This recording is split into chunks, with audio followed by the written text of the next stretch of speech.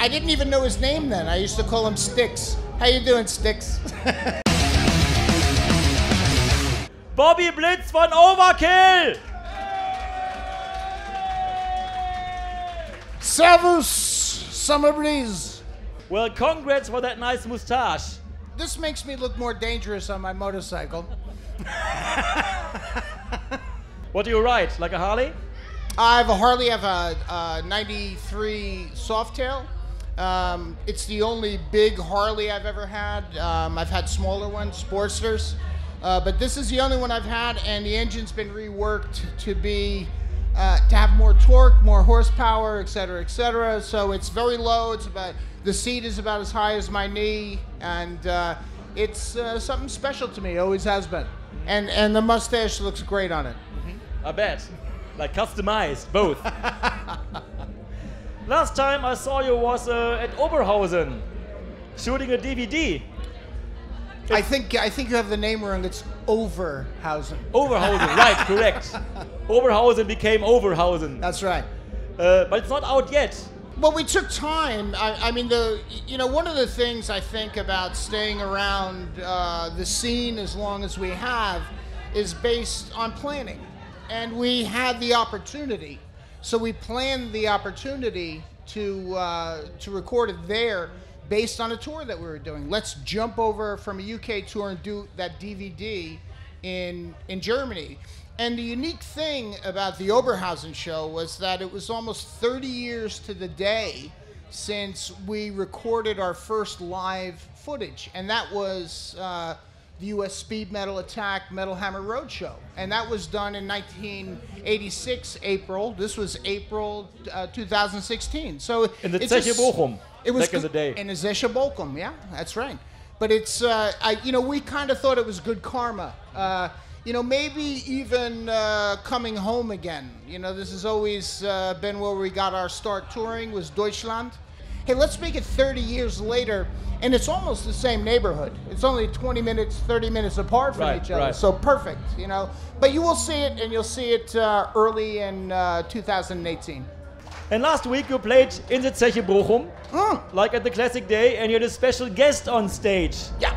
Famous producer and guitarist Waldemar. And he helped you out before, right? I made him everything he was. And is.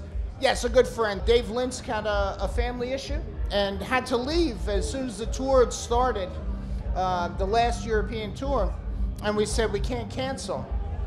And it went around back and forth, and we were throwing names back and forth, and I said Burned from Sodom, and somebody threw another name in, and somebody threw another name in, and then somebody said, let's call Speezy. I said, why are we gonna call Speezy? Because Speezy will fucking know. So Speezy and I have been very close for a long time. We're both motorcycle riders. We both like big engines and fast machines. And he goes, give me 5 minutes. And Speezy called Sammy, and Sammy said I would do it, but I have something else right now. I'm busy. And Sammy called Speezy back. When I answered the phone, he said, Waldemar. We did 3 shows with him, and it was fantastic. You had another lineup change on drums. Yes. What happened there? Well, kind of a unique situation. I think, if a band is around for this amount of time, people have other things to do. And Ron Lipnicki, he needed to be home. And I think that, one of the reasons this band can stay together for so long is that we respect other people's lives. I mean, if your personal life is more important, we understand it. Right. I mean, it's just that simple. It's not fuck off. It's take care of your issues. Ron finally said to us, I can't do this. I have to be home with my family. And as soon as that happened, we called Jason Bittner from Shadows Fall, and just most recently Flotsam and Jetsam. And Jason is state of the art. I mean, he's a thrash drummer. When I was, back in the 90s, when Jason was in his teens, I was probably 30 years old, and he's would walk into clubs with 2 drumsticks in his back pocket saying, can I play? Can I play? Can I? And we finally let him play when he was in Shadows Fall. We said, Okay, one song. Just fucking one. So you know each other for quite a while. We do. I mean, I know him since he was a kid. He's always been one of those kind of thrash junkies. And he would always come for sound check with 2 drumsticks in his back pocket from, 17 or 18 years old on. He would show up every time we played.